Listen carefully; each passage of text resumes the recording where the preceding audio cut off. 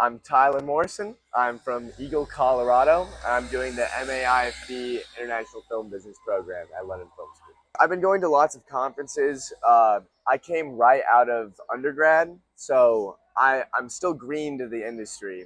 So I've been going to a lot of conferences, shaking hands at the U.S. pavilions. I also went to the American pavilion. I snuck in a little bit, but they let me in. They accepted me with open arms. I got to ask a lot of questions to distributors, screenwriters.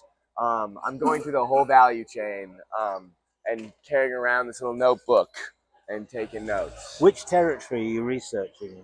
I'm doing independent U.S. The U.S. is the only territory so far that doesn't have government subsidies. It's based on states, and then within those states, sometimes based on cities.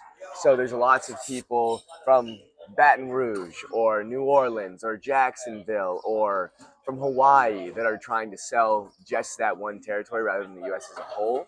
So it's been interesting shaking those hands and it not being very California based. However, at the American Pavilion, where you have to pay to get in, it's owned by Penske.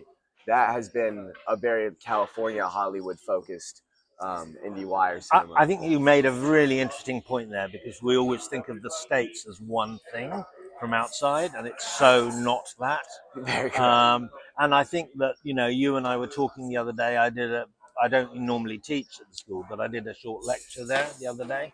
And we were talking about that kind of the way you kind of break up the cultural bit from the economics bit. Absolutely. And how you analyze that.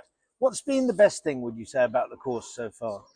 I think definitely the connections. We bring in a lot of industry professionals, and they allow us to ask challenging questions. Not everything that everybody does is correct, and they accept the criticism and the challenge, and often answer with a lot of honesty. And it's not just a marketing ploy to put themselves forward.